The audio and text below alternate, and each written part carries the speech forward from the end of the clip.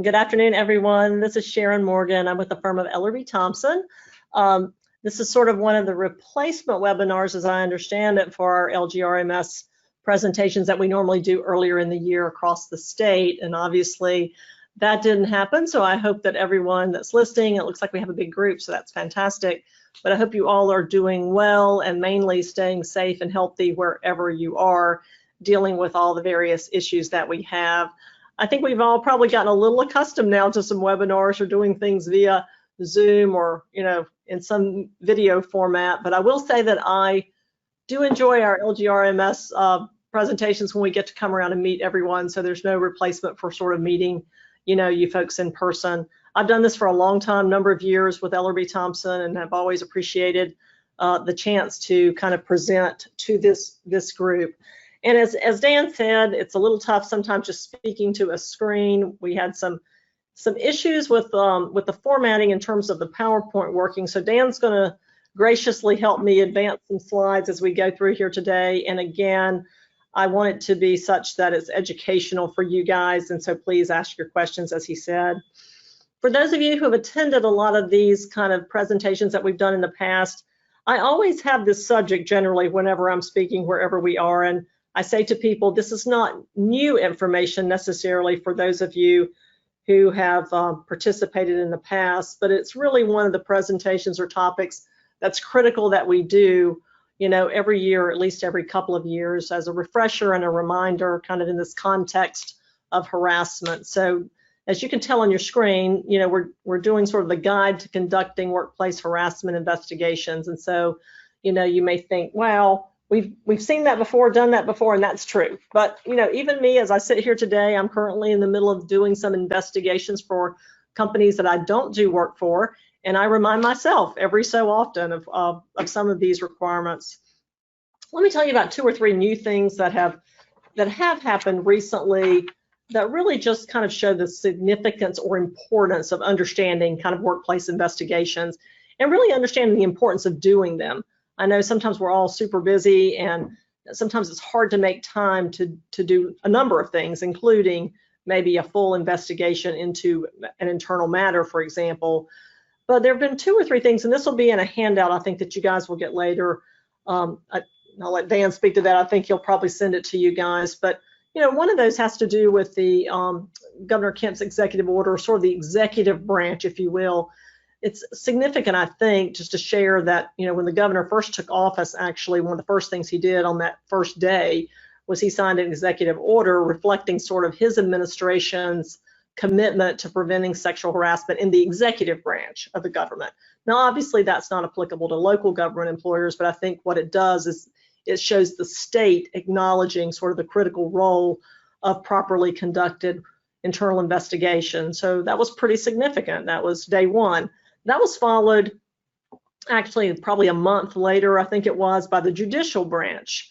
And this was at that time Chief Justice Harold Melton, kind of following the governor's lead, established sort of what we call an ad hoc committee to prevent sexual harassment, again, within the court system, establishing procedures for kind of recognizing and responding to harassment and harassment complaints. And we were fortunate enough, our firm was, to be involved in that, in the training and helping develop some of those guidelines. So again, showing the judicial branch's commitment. And then a lot of you probably know that in the legislative branch side, there was a House Bill 1121, that I really believe had a lot of steam, a lot of momentum coming out of committee. I think a lot of us feel like it would ultimately have passed this session, likely due probably in part to some of these pandemic-related interruptions to the legislative process.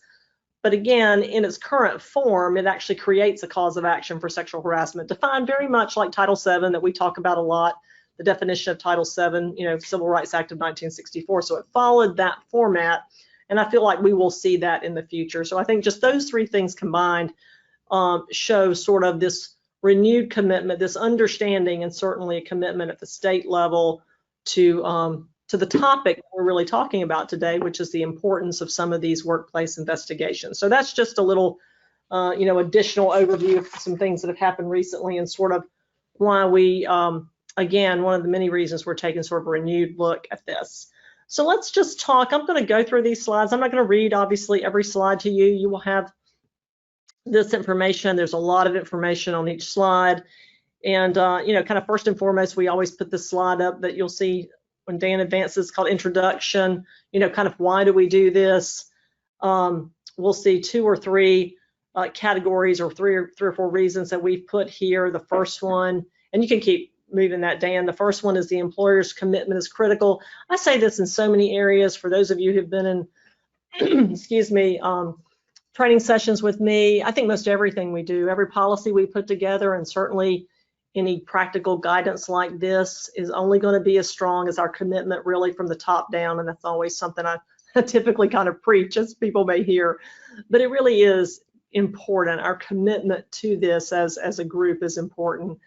I mean, we want to do it because, first of all, it's the right thing to do in terms of looking into and investigating these kind of typical, internal complaints of harassment, whether sexual harassment or other types of harassment. And let me clarify, so you'll see it in your materials, that some of what I was mentioning earlier from the governor's commitment and some of the things they were doing there, particularly the governor's, was really related or limited, I think, at that point in time to sexual harassment. And we do talk about sexual harassment a lot because it's still the majority of the claims, but you're going to see through the entire rest of this presentation, so I won't mention it again, that when we talk about harassment, we're certainly talking about more than sexual harassment. Most of you on this call and this webinar probably certainly know that and have heard that mentioned several times over the years, but just for clarification, sometimes we talk sexual harassment. This harassment can cover all the different categories and protected categories under, Title VII. So we've got liability issues that are associated with this if we don't look into, investigate, and work to eradicate harassment, within our workplaces. So that's the easy thing to say, right? The kind of legal liability piece of it. And then under C, you'll see that there are a lot of practical considerations for why we would want to undertake an investigation and figure out the right action to take as a result of any internal complaint. You'll see those things listed there: employee morale, how our workforce feels about us. We want to certainly avoid negative publicity. So there are a lot of good practical reasons and considerations for why we want to have a really good set of guidelines and policies in place, and that we want to have an understanding of how we kind of go about, I say, investigating and looking into any internal complaint. And you'll see the word investigation throughout these slides. So, let's be clear. The purpose behind these slides and the materials and information that you're being given is, lawyers like myself and other people in my firm, we sit and we try to think of all the many things that you need to consider or think about when we're getting ready to undertake an investigation. Now, clearly, it doesn't mean that all of those are going to apply to every situation or every complaint that you get.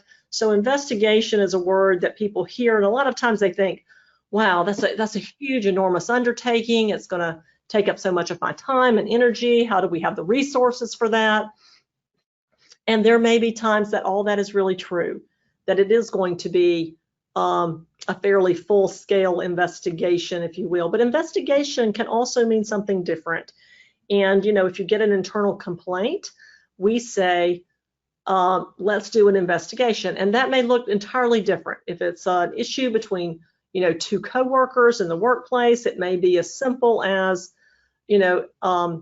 someone from HR meeting with these individuals, separately, doing a couple of interviews, and then being able to figure out the issue and then move on. So it doesn't always have to be super involved. So when I say investigation, it kind of covers the range of all of that. But it's really it really means identifying sort of the issue at hand and how we're going to approach it, and then kind of following some steps, to make that happen.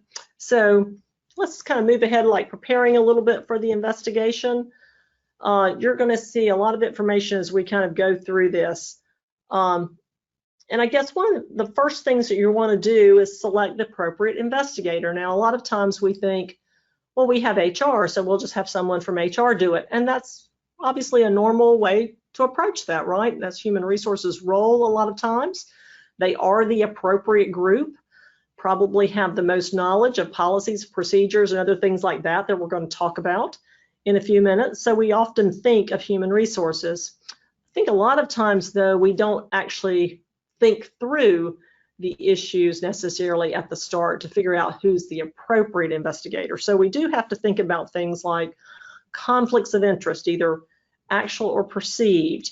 You know, when is it appropriate maybe to utilize an outside investigator, for example?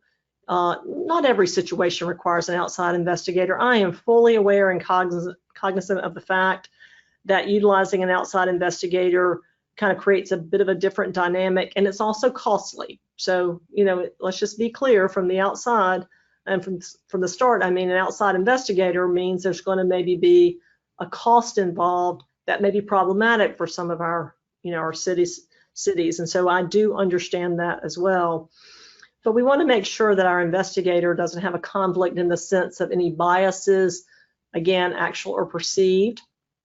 We may have a situation where there is a conflict because of a relationship or a prior relationship or a friendship or some other connection that may give the appearance of a problem or an issue for that person to undertake the investigation. We want to stay away from those appearances as well. That's why we mean actual or perceived. So we want to look at that, and we want to select the appropriate person for that particular role, because at the very outset, if we selected someone that has a bias that we didn't realize because we didn't sort of look into it enough to figure out if that was the appropriate person, then we may go through a lot of time and effort and have to either redo it, or the results are just not going to be, you know, what we need for the city. So, you know, kind of give that some thought as we go through this.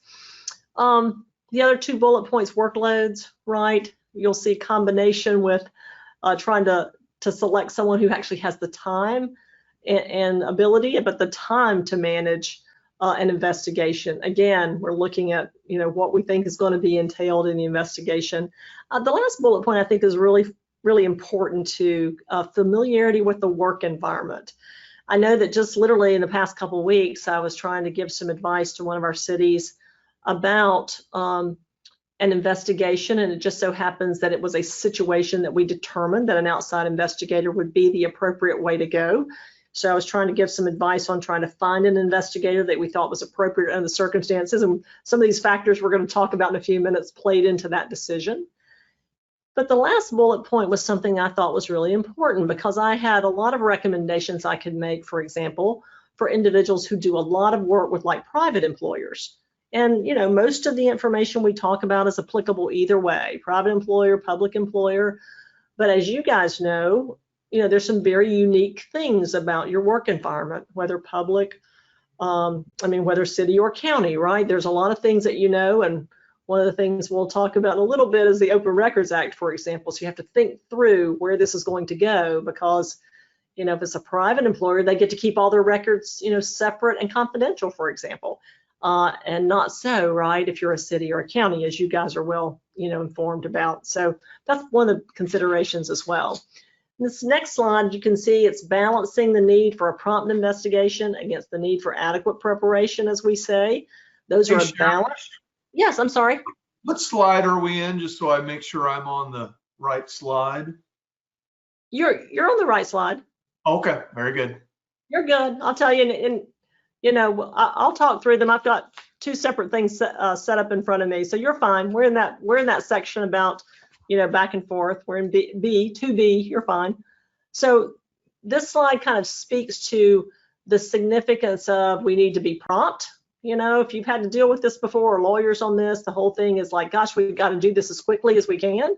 That prompt investigation, we don't want it to sit around for weeks. We've got maybe some, you know, folks in situations where it's pretty critical that we make some decisions and all of that. So we've got to make it prompt, and that's what's required legally for us to do this promptly. However, you want an investigator who has time and takes the time for adequate preparation. So, you know, when you're hiring an investigator, one of the things I also ask is, whether it's internally or externally, when can you get started on this? How long do you think it will take? And do you have time to get prepared, adequately prepared before you start? So you've got to balance efficiency, timeliness with, you know, someone who can handle the investigation and be well prepared for you. And Dan, if you just kind of keep moving to the next slide, there's a few other factors considered in there as well. But then the next step, I think, is to consider the need for what we describe as interim remedial measures. And there are, we'll give you a couple of slides here that speak to some things to consider, right? And we don't always have to have some interim remedial measure. And I think you guys understand what that means. It means that if an employee comes in and they have made a complaint, for example, about their supervisor, and that complaint maybe is sexual harassment, maybe it's the typical, like maybe it's a sexual advance type argument or something along those lines, then we may have an issue, obviously, with that individual continuing to work directly under the supervision of that individual. So we may have to make some adjustments during this time period when we're investigating or looking into these allegations. And there's no one size fits all. I just tried to identify here, on this page is a couple of reasons here, like transfer, relocations, maybe moving people to different areas. Sometimes an administrative leave might be the right answer, but I will tell you that we certainly don't want to talk about it as a suspension. We want to make sure everyone understands this is non-disciplinary. I try to avoid administrative leaves actually if I can, but it needs to be with pay and benefits if that's the right step we take. And also just kind of understanding that we try to err on the side, you'll see this on the next slide, we try not to inconvenience the complainant. Now, obviously, innocent until proven guilty, but allegations are made, and so we have to do what we can to resolve the situation while we're looking into the allegations to try to determine the validity of the allegations, the extent, and that. So we do all of these things to try to figure out how people can continue to work together, but without there being any other actions or possible retaliation. This is sometimes where retaliation comes in to play, that somebody understands, if a supervisor understands that an employee, for example, has raised a claim, they may have a tendency, if that supervisor feels like he or she has not done anything that has been alleged, that they may feel some need to get back at that individual, or even do things that are legally speaking considered retaliatory, even if that wasn't sort of the intent behind it, in the actions of the individual. So we try to make sure that we don't have any further issues that come up by kind of figuring out where we can put people and how to make this work. A lot of times the complainant can weigh in on that too, by the way. There can be a discussion with the individual who made the complaint to talk about what he or she might want done. Not that we're going to, do whatever that individual asks, but I think it's always a good idea just to have that kind of, conversation. So those are just, yeah. I have a question here. Is the accused question before they are put on administrative leave? Say that again, I missed it, Dan. Is the accused questioned before they're put on administrative leave?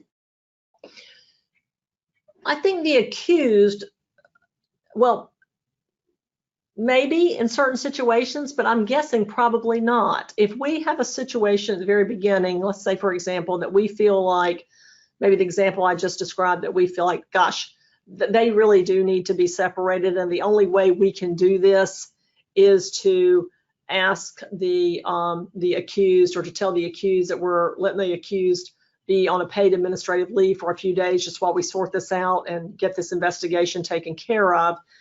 We may not have time to question the accused or get the accused side of the story. So I think it's not uncommon that the accused would be on admin leave with pay, but while they're on admin leave with pay, they should be available, obviously, because the idea being we're paying them, so they should be available to come in for any kind of, interview or for frankly anything else we may need from them during that time period. So it's almost, in this world, in this pandemic that we've been in, we might call that maybe they should just be working a little more remotely if that's possible. But I could see a situation where you wouldn't have time to get everything in place and be ready to question the accused before you might put them on administrative leave with pay, if that makes sense.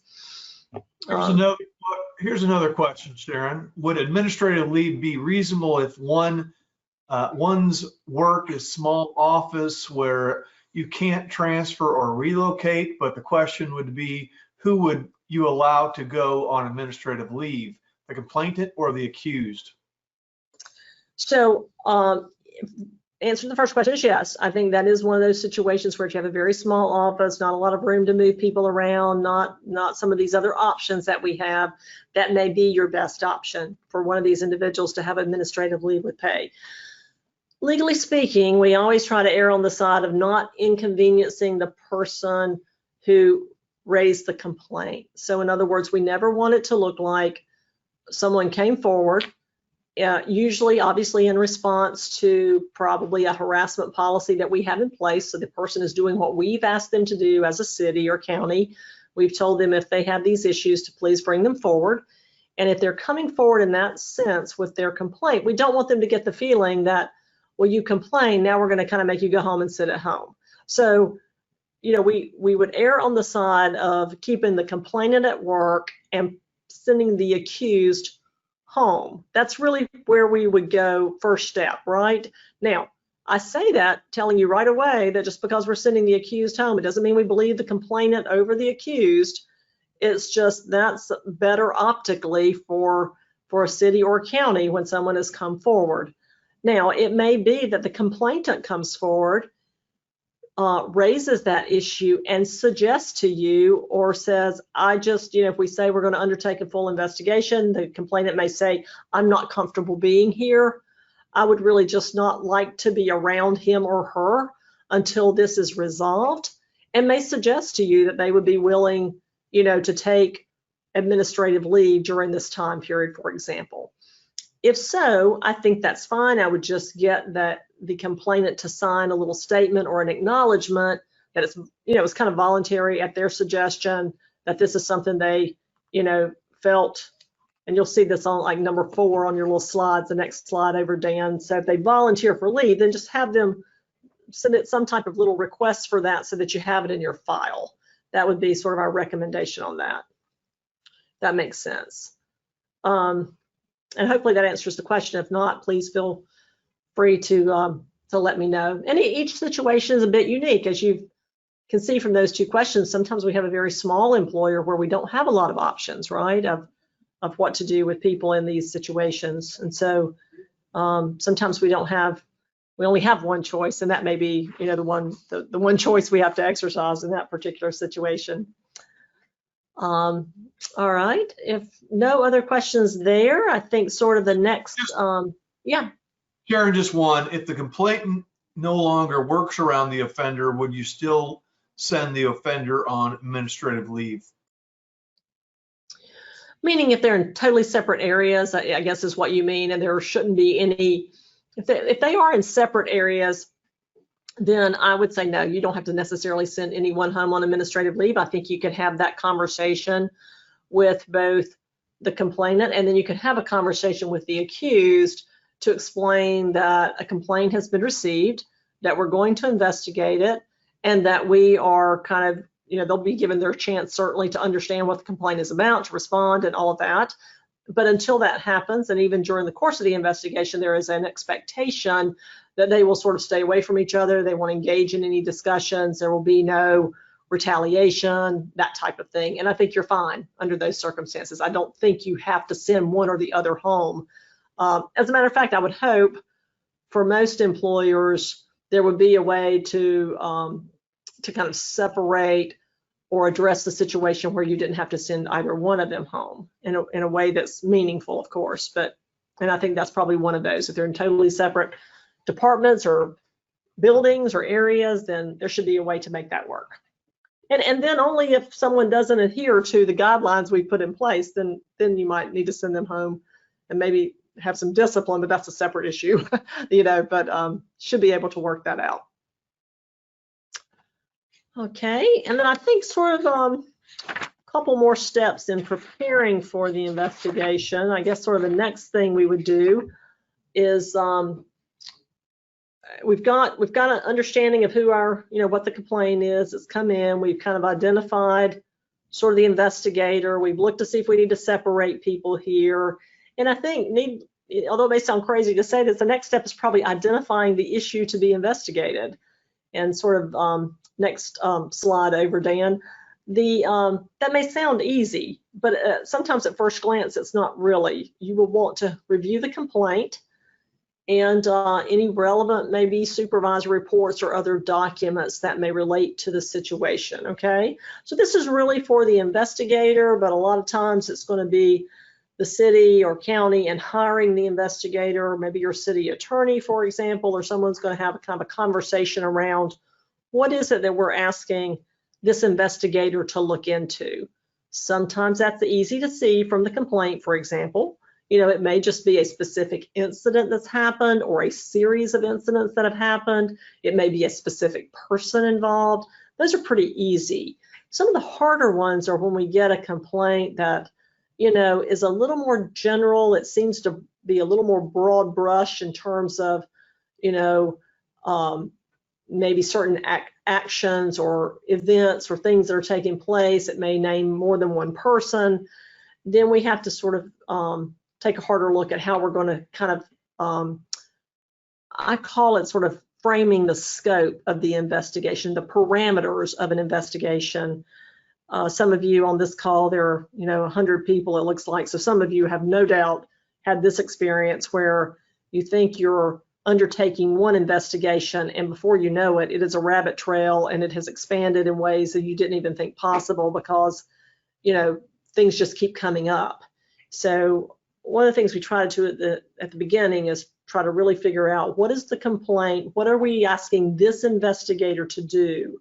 And you'll see in the bullet point or my number 2 here on the screen, it's like be flexible, right? I mean, we can't be so rigid that we don't hear, the investigator doesn't hear something that comes up that the investigator should know is a real problem, and they ignore it because they're like, well, it's not exactly what I was supposed to be looking at. And I don't mean that, but we don't want them to stray too far from the issues. You know, we want our investigators to understand kind of keeping the focus of the investigation rather than it sort of getting away from us. And I think that's important whether it's internal or external, but certainly maybe more important when you're, you know, you have an outside investigator. Then, you know, the other couple things that follow this, reviewing relevant policies and procedures, you'll see on the next slide. Hey, Sharon, a couple other questions popped up. Sure. Is it always a good idea to have both sides to write out their side of the story just for the files to refer to should there be a question come up? Yes, let me answer that. Now, I may even have something about this a little later, but now's as good a time as any. One of the things I always like it, if we can have the person, if they were to come in and make a verbal complaint, right, in this situation, I would always strongly encourage the individual to take time and to write out their statement. And, you know, you just have to have the discernment in speaking with the person making the complaint to say, in other words, my words, it doesn't have to be fancy, right? It doesn't have to have any magic words in it. Just have the individual to tell a story, whatever has happened, to explain what the issues are as best they can. And lawyers use words like issues, just what happened, right? The events and things like that. And to write it out and maybe even take a day or so. If they've come in and, you know, made a complaint, you can say, look, I'll give you some time right now. I think it's always a good idea to offer that. You can sit here in this office or you can go in this area and you can take your time. If you want to go home and do that tonight and think about it and bring it back to me, that's great too. Be flexible and encourage them to do that. Legally speaking, we cannot require it. So I always get a little nervous when I see policies or procedures that say we require the person to put it in writing, and like if it's not in writing, it didn't happen. People say that all the time, right? If it's not in writing, it didn't happen. But you know, legally speaking, that's not true. Things happen all the time and they're not in writing. And legally speaking here, if someone comes into your office, if you're the HR director or the person who is tasked with receiving complaints at your organization, and someone comes in to make a complaint, we can't require them to put it in writing. And under those circumstances, I think you want the person to tell you a story and you want to write it down as best you can. just kind of word for word as best you can what they're telling you. I think another good idea in that situation is maybe have the person read over it and say, I just want you to read, did I do a good job of kind of capturing what you've said? Is there anything else that you want to add? And maybe have them sign the bottom of that statement, for example, even though it's in your handwriting, they could sign it that they, read it or they agree with it or, something along those lines. I think most people will put it in writing if you ask them, but, that's my long-winded answer, right, for this question, but you can't really require it. And that's the same for the complainant or the accuser. I would do the same thing. I would ask it, or at least give them a chance to do that. One more question up here, Sharon. You have a list of questions or guidelines on conducting the investigation, like a step-by-step? Well, I think what you're going to get as sort of a handout, and we've got a ton of slides to go through. So some of these will have those questions a little later on about asking open-ended questions and sort of things to do during the interview. So I think what we're going to give you as a handout helps with that a lot. I think there's some stuff at the very beginning, and then I think there's some things for you to think of as you go through, and who to interview and questions to ask and some things like that. So hopefully that will help. All right. Kind of that last point on this slide was just kind of reviewing policies, procedures. You know what? Believe it or not, we want to make sure we really understand them.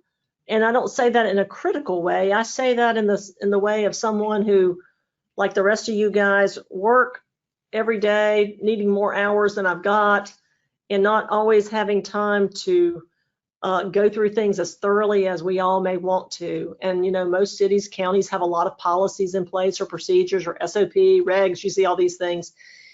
And really, if we're going to talk about, a certain harassment policy, for example, we really want to make sure we understand our policy and what it says, or the complaint procedure to make sure things are being followed, or if allegations as we go through this are raised about a complaint, and the complaint has to do with, you feel like, and I'm getting away from harassment a little bit right here, because let's just say, I know our guide is workplace harassment investigations, but let's say, for example, that a complaint comes in that someone didn't get a certain,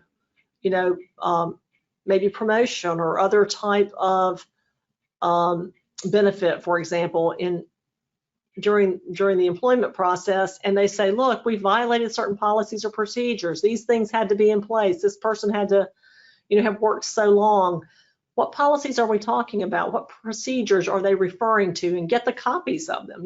Pull copies of whatever the relevant policies, procedures, guidelines, SOPs are.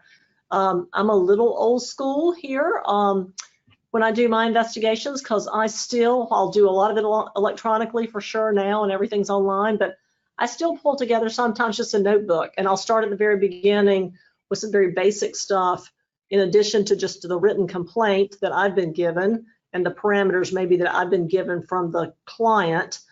I make my own notes and everything on that, but then I put in copies of whatever policies or procedures are relevant. Maybe not the whole, if it's 20 pages, I may not need that, but I need copies of the relevant portions so that I can have them in front of me and read over them more than once and have them handy when I'm kind of going through things. So that's just a little tidbit, but you just want to make sure you kind of understand those before you take off down the road towards your investigation. All right, then the next thing, kind of moving along, I know we have a lot to cover here. We probably won't finish it all, but I will tell you that all the information that's in the slides is pretty much going to be in the handout that you're going to get. So we'll have covered that. So let's get through a few slides here. This is pretty easy, right? We've got to identify witnesses to be interviewed and determine ideal order. We're going to give you'll see here what we think is the ideal order. Again, you've got to be flexible. We clearly start with the complainant, because you can't know who else you may need to speak with till you talk to the complainant first. So we got the complaint, and I just realized that slide should say complainant, not complaint. So that's number one, should be complainant. That's the person who's come forward. And then the next person generally is going to be, we call it the respondent here. Some people call that the accused, of course, because maybe that's the appropriate next person. But I've had situations where I didn't necessarily think that was the appropriate next person, depending on the type of allegations that have been raised. So if someone or a complainant has come forward and they're going to talk about a specific event where things happened and maybe certain language was used or actions were taken that were inappropriate, and they say, well, there are 3 witnesses to that, and I want to know who those witnesses are, right? And maybe I'm going to talk to those 3 witnesses and the complainant before I talk to the respondent. Not that I'm believing them more than I am. I'm not suggesting that I somehow now believe because there's an alleged eyewitness. What I'm trying to do is get as much information as I can and as much an understanding of what the overall context is before maybe I speak to the accused. And a lot of times I'm trying to do that to streamline the process, because if I talk to the complainant, then the accused or respondent, and then the complainant has given me 3 other witnesses and I go talk to them, they may share information that I wish I'd had before I talked to the respondent. You just have to play that by ear. And then you've got all these other witnesses, or it could be some non-employees or former employees that you want to interview. So, that's the way it sort of goes. That's the order I would follow, generally speaking, for this. All right, let's look at the next couple of slides. These are just kind of potential, what I call evidence or information that you want to gather and maybe secure. So this is the first slide. It's got about 5 things on it. There's another follow-up slide that has a few more. So just look at all the various things that we want to look at. What's relevant here? Not all of these are going to be relevant in every investigation, but maybe some part of, 1 or 2 of these will be, and there may be others. This really, guys, is just it's something for you to look at and just go, oh, wait, I should think about it. Are there email communications? Are there any voicemails? Did I ask about audio recordings, right? Does someone, for example, have text messages that I forgot to ask about here? And one that I'm doing more recently, a lot of text messages involved that people make copies of and keep. So you just want to, have in your mind all these various places that you go to look for or ask about any particular evidence that may relate to the investigation. And then the next slide, again, there could be previous complaints or previous investigative files that might be relevant to the situation, things of that nature. All right, let's skip on to the next one. As a matter of fact, H, I'm going to go through this one kind of quickly. Again, these are just identification of tools to supplement an investigation. You will see that some of these are going to be very unique to the circumstance. Again, they're just put in here as a way to help you think through the process of what might be relevant, what might be available, kind of down there for that forensic computer expert or the audit. I'm undertaking an investigation for another company right now. It's not a public employer, it's a private company, and it started out as a harassment complaint. And as I started looking into it, we discovered that there were some potential issues with, I'll just refer to it as apparent embezzlement, for the complainant. And so we've started out with an investigation, which has been ongoing, but we've now moved to sort of a forensic audit as well, looking into some pay records and things of that nature. So sometimes they take on a life of their own, but these are all different things that you can consider depending, again, on the investigation. The next slide is something I do, and I would definitely encourage, and I think most investigators would do this, and it's preparing witness outlines. They don't have to be, super detailed, for example, but I do think it's always a good idea to know where you're going. When you start and you're going to have a conversation with a complainant, it's good for the complainant and everyone else that follows. I think it's good to have the categories of information that you're going to need. Maybe there's some very specific questions you need to ask. But I prepare my outlines for all the topics that I want to talk about and I want to ask from the witness. And then you adapt these for your other witnesses, okay? So it's kind of important that we're consistent. I think I have this in another section of this outline, but to me, it's very important that I'm asking the same questions of most all the potential witnesses, in the investigation. Now, obviously, some are going to be different from the complainant and the respondent or the accused, but if you think about all the other potential eyewitnesses or witnesses to events, you just want to show that there's some consistency in how you go about it. The next slide, this is where that Open Records Act issue that I mentioned earlier comes in, and not just Open Records Act. This can apply in for private employers as well. If there's a later lawsuit or an administrative proceeding, these things could be part of a later lawsuit. So we want to think about that at the time. So that's why it's important that the things we talked about earlier, a kind of a prompt investigation, a thorough investigation, having the right people, as a person rather as the investigator. We want to demonstrate our commitment through that. But then if you look at number 2, if the investigator doesn't do a great job, if they're kind of inconsistent in what they're doing, then it really shows a lack of commitment, right? And this will be our evidence, maybe at trial, that we took this seriously, that we looked into the issue, that we tried to determine the appropriate action to take, because those are all the things that we're required to do, as the employer. So, we have to think now about how that looks later. And of course, as I mentioned, the Open Records Act, once this is over and done with, then an individual can ask for copies of outlines and notes, not just the investigative report. A lot of times they think it's just that final report, but copies of your notes and outlines and things like that. So we want to think about that as we're going through and preparing sort of our notes. Let's see, the next one, I have initiating the investigation. And trust me, there are pages and pages here, so there's a lot a lot to think about. I really just think, in a nutshell, if you look at these items, this is really just about managing expectations, as we want to do kind of at every step in the process. So, right, if there's an appropriate manager or supervisor involved and we have an individual who works for them that's made a complaint, maybe it doesn't involve them, obviously, but we want to let them know what's kind of going on and what to expect and the purpose behind it. And we want to show our commitment to that and make sure that they don't in any way make any comments or suggestions or even offhand comments to the individual about the investigation, particularly if they're not, involved in it. So we do want to make them aware, make them kind of understand, and that we kind of expect, really what the expectation is that we expect that they understand our commitment to kind of what we're doing here. If you look at the next slide, a lot of times if the manager or supervisor is involved, you'll see sort of the general rule, there's no right to refuse to cooperate with a workplace investigation, which is really true. A lot of people think, well, I don't have to answer questions. That's not true. You do have to answer questions.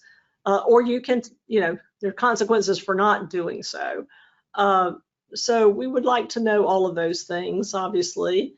So again, managers can help us with this process. So these are just points that go with sort of bringing your appropriate manager or supervisor on board. I think the very last one, the next one, is securing cooperation and support.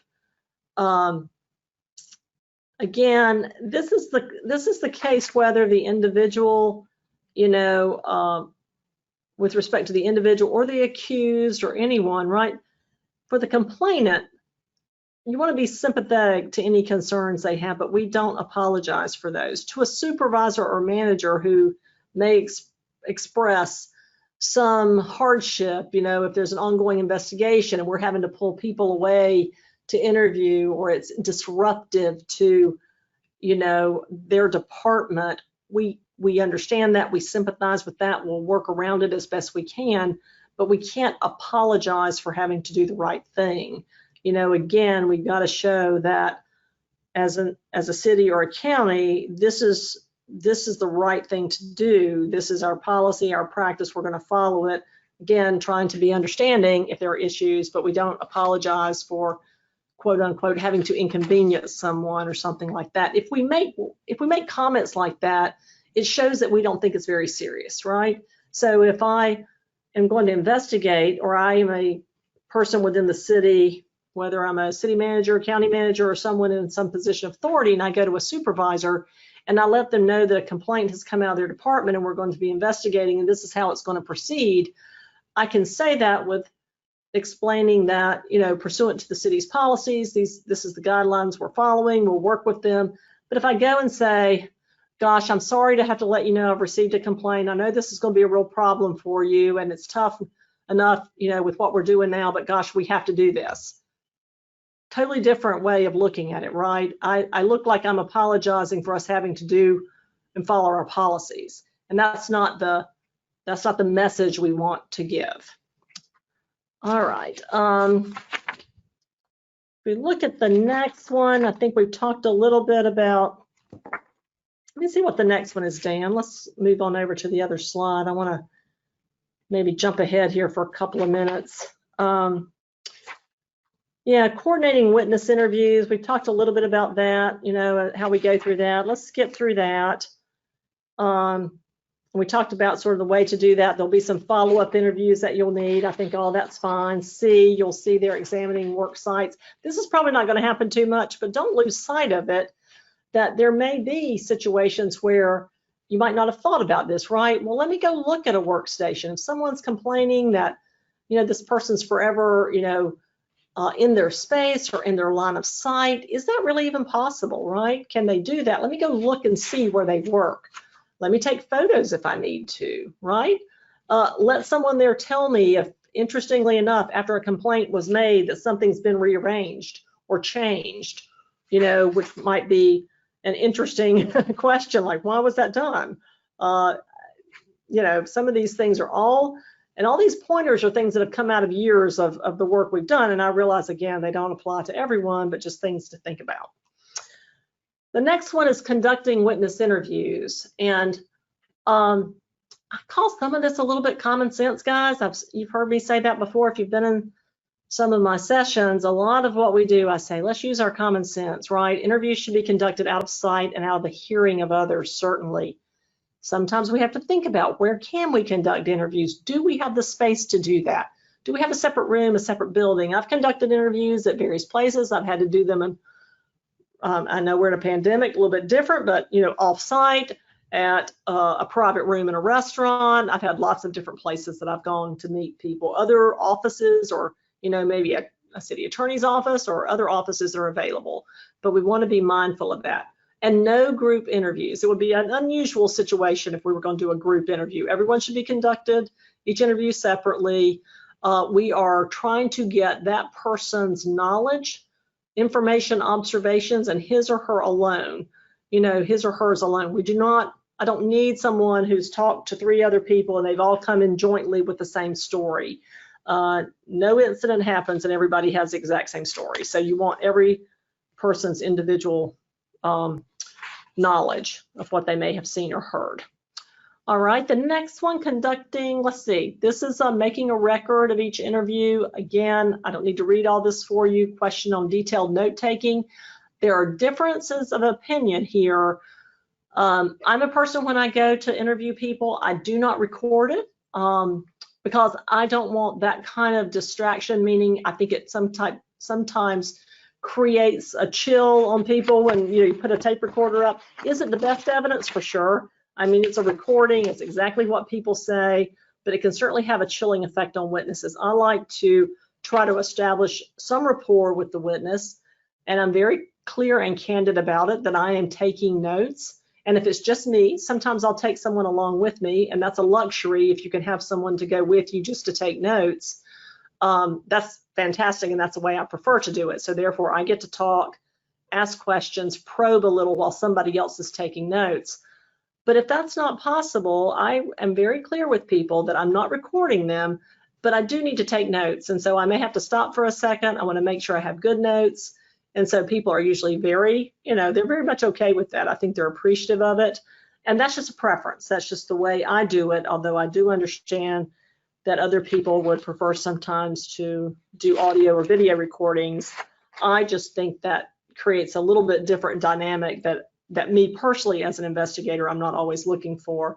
I would never record someone secretly though, okay? And would not encourage you to do that either. And I'll just tell you another tip. I know that people do that. We all know, everybody on this call probably has had to deal with secret recordings or hearing about secret recordings.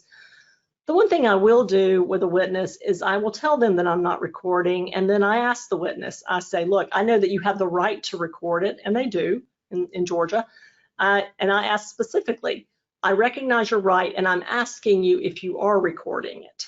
And so I actually look for an answer.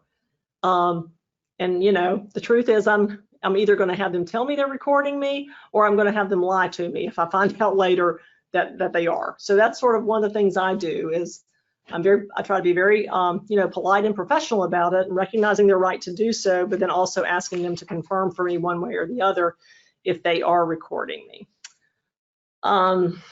Let's see. Dan, let's skip on through to 4C. You'll see that's sort of your witness interview. Yeah, right there. And yeah, you're fine. Stay right there, explaining the purpose of the investigation. These are just a couple of pointers for at the beginning. I try to understand at the beginning what the witness knows before I say too much. I ask them if they know who I am or why I'm there. What have they been told? And I'm not trying to be too aggressive about it. I explain to them that I may not necessarily know how much they know. And so therefore I say, what have you been told? A lot of times, you know, they're going to say not anything. They just told me that I need to come in here and talk to you. And, you know, I've heard that, you know, this person or that person has made a complaint, but I don't really know specifically what it's about. And that gives me an understanding of where they are. And I have to assume they're being truthful with me. And then that allows me to decide how much I want to share with them at the beginning. And you'll see that I don't want to influence their recollection in any way. So I generally am very, as you see here on number 1, very general about it. I explain that I have been retained. The city or county takes this situation seriously. They have received an internal complaint. My role is to try to understand what happened, and that they have been identified as someone who may have some knowledge. I'm not making any assumptions. They may or may not have some knowledge or information that's relevant to what I'm about, you know, the job that I'm undertaking. I sometimes try to explain it to people by saying that my job is, you know, if you're trying to put together a puzzle, you drop all the pieces on the table and you spend some time trying to figure out where all the pieces fit. And you know, don't we all hope at the end of the day they all fit? And sometimes they do and sometimes they don't, but we're trying to make that fit. And each person, sometimes each witness represents to me a piece of the puzzle. You know, they're not going to necessarily always understand how they fit in. Now, maybe they're a really important piece and they know it. Maybe they witnessed something, but maybe they just have some more general information that helps me understand context, and they really don't see any relevance to it. And so that's how I kind of go about it, telling them that what they have is it's important, because in some ways they will be a piece of the puzzle to help me try to understand how we're going to go about the investigation. So that's sort of what I do with my witnesses at the beginning. And then skip on over, Dan, I guess, to the next one. Maybe see if it's the next slide, E.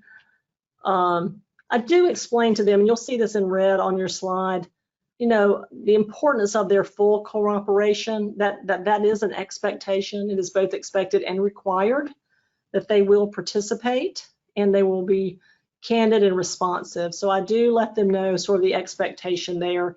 And while it may sound tough, I kind of have to let them know, right, the consequences of failing to cooperate or providing misleading or incomplete information. So I share those thoughts as well. And I try to do it in a way, though, that's not too heavy-handed, like I'm assuming that they will do something like that.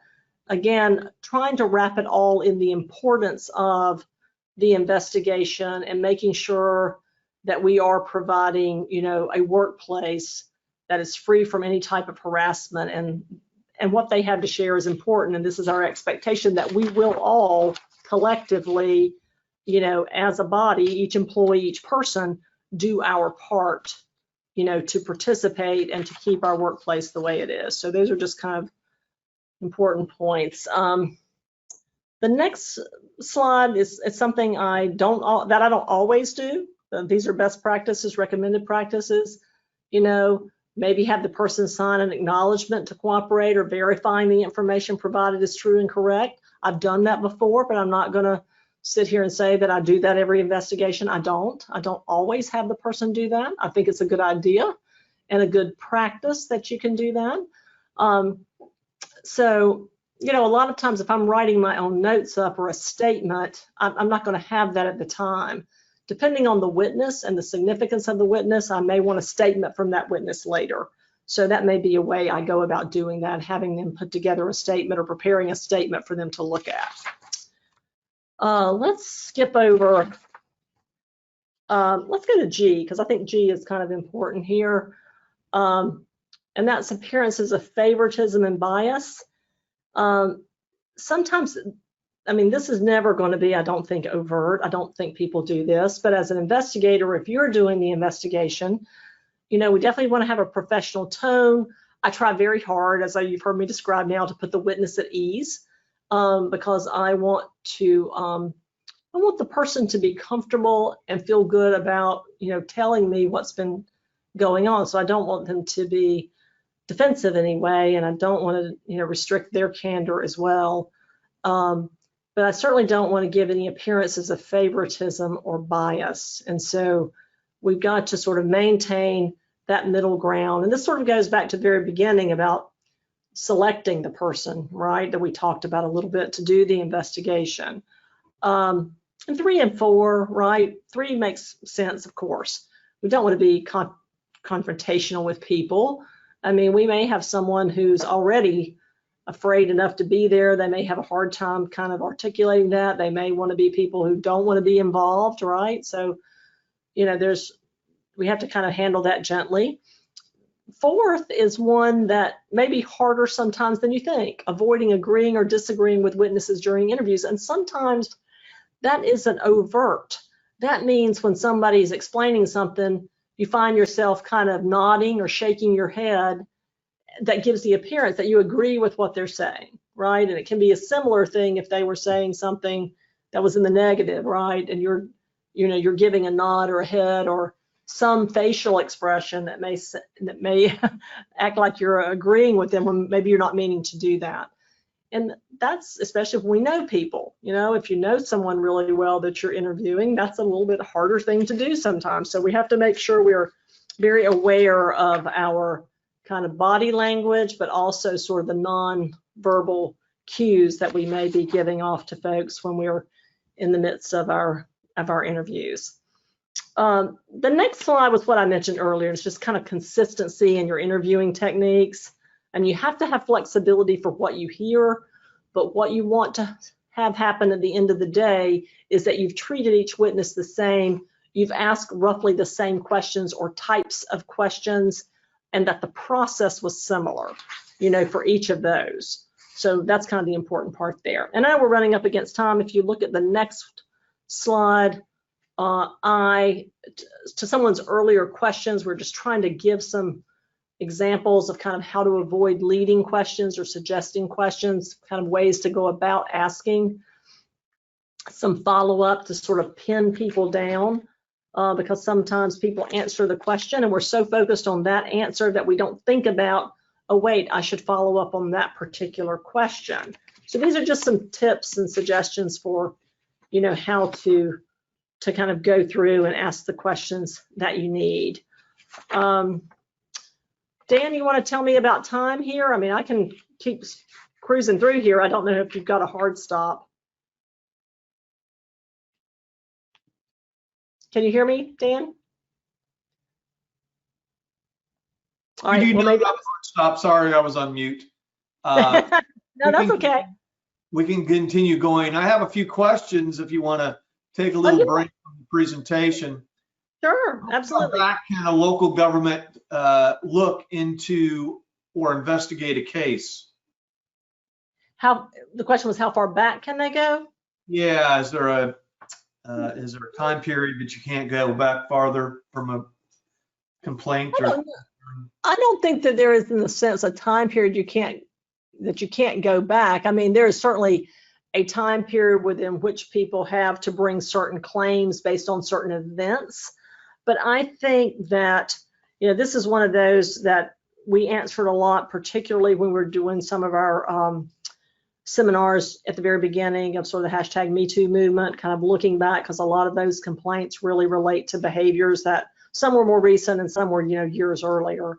So I would not ever say to someone, gosh, if you're coming in and you're telling me about something that happened with respect to someone who's in a position of power or authority within the city or county, but it was 10 years ago, I wouldn't say that was too long ago for us to look into that. I would still look into that. It may be difficult to do so, with respect to the time, memories, witnesses, things of that nature. But I would still try to do my best to look into some of the allegations, and that might depend in some part as to what the complaint is. But I think I would do the best I could to see if there was something there. Not even if someone were to say, well, it's time barred in terms of anyone bringing a complaint. But again, depending on the allegations, if the person was still employed and still in, especially in any position of authority, I would do the best I could to investigate it. Okay. If you uncover a reason for an investigation regarding a secondary issue, is it better to have a different team investigate that issue if it doesn't directly relate to the initial issue?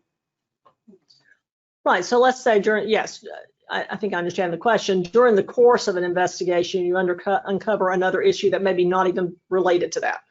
Let's say, maybe we have some issue like well, I shouldn't speculate too much, but let's say we may have some FLSA issue or some other issue that's really not directly related. I probably would not have that investigator dig into that. Now, if it's related in some way, then we may want to come back and decide, does it make sense in this investigation to broaden the scope to include this particular situation? Maybe if it's another similar incident involving the same accused, for example, maybe that makes sense to expand the investigation that you're already in. But I think the question goes to really something that's a little bit different. I probably treat it as a different investigation. Okay. What is the Georgia law that states you can record? Yeah, I wish I could give you the site for that. I probably should know that off the top of my head. Maybe a little embarrassed that I can't quite that. But Georgia's a one-party state, so I can tell you what the law is, and then we could probably, find the provisions and get that out. But for example, as long as you are a party to the conversation, you can record it. So, Dan, if you and I are in my office having a conversation, I can record you without you knowing it because I am a party to the conversation, okay? What I can't do, for example, is if there's a group in my conference room up front, I go in and I'm one of several in the room, but I kind of leave my folder with my phone and start recording and I leave to go do something else. I'm not a party to the conversation anymore, right? So I can't do that. I can't put like a recording device somewhere where I'm not a party to the conversation. And that goes back to what I was saying when I'm interviewing someone, they can have a phone in their handbag or, in a folder or something and record our conversation. And they don't have to tell me about it. And so that's why I make it a habit to just ask if they're doing it because they have the right. So it's called like, I think people refer to it as like the one party state. So as long as one party, me, the person recording, is part of the conversation, I can record it. Here's another question. What all does the accused have a right to go through Open Records Acts? Say me that. Does the accused have the right to go? Say that again. I'm sorry. What does the accused have in regards to going through records or requesting records, I guess? Well, the accused, like anyone else in the state of Georgia, has a right to submit an Open Records Act request for documents and information. Now, if you're in the middle of an investigation, you don't have the right to have it yet until the investigation, right, is concluded. But any person can issue So, employee, non-employee, doesn't matter, complainant, accused, can submit an Open Records Act request for any documents that are not otherwise exempt. Okay. It just may be, it needs to be after. Well, if you're, let me phrase it this way, I guess. If you're asking for anything related directly to the investigation, then so be it. Now, the opposite would be this. I don't want to misspeak here. Oh, sorry. So sorry about that. The opposite would be if I just wanted to issue an Open Records Act request to see someone's personnel file, for example. I can do that. Okay, I can send an Open Records Act request to get a copy of someone's personnel file. Again, with, subject to all the redactions and things that can't be produced or come out as exempt. But yes, I could do that at any time for that. I was referring earlier to if you're wanting something that was part of the investigation. And one last question. What if the complainant is an officer, is a constitutional / elected officer? So sheriff, any of the county positions? Or any elected position, any elected official, right? Yep. I can assure you that it makes our job a little tougher, in that sense. I'm being totally honest about that. It's a little bit harder in terms of, let me rephrase it this way, Dan. I think the investigation really proceeds the same, okay? In terms of what I would recommend as our policies and our procedures, where we as a city or county have a legal obligation to provide our employees with a workplace free from harassment, that doesn't change. And so the investigation, therefore, which is really the topic of our discussion today, really doesn't change. We have to investigate. The way we go about it, maybe our access, maybe some things like that may be slightly different, but we have the same obligation to investigate. It becomes a little more difficult when you get to the part about making the decision about what action to take, right? Because it's not exactly the same as being able to take action against a supervisor, for example, or a co-employee who is an employee of the city, because an elected official, of course, is not an employee of the city in that sense.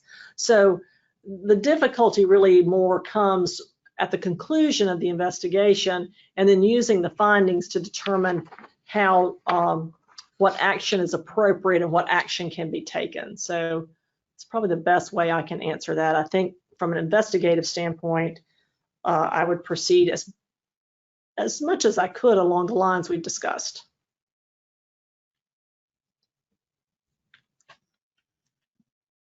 Other questions?